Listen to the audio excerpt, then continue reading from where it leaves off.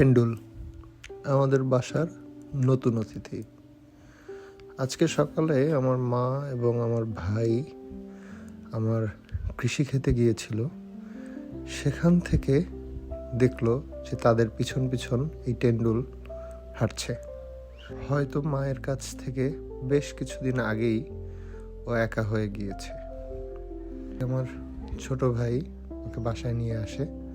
এরপরে আমার মা ওকে শ্যাম্পু দিয়ে গোসল করায়, মুছিয়ে দেয়। তারপর রোদে বেশ কিছুক্ষণ সে ঘোরাঘুরি করে। সে একা একা ঘুরে বেড়াচ্ছে বাসার ছাদে। এরপর আমার মা ভাত এবং মাছ মেখে নিয়ে আসে, পেট ভরে খায়।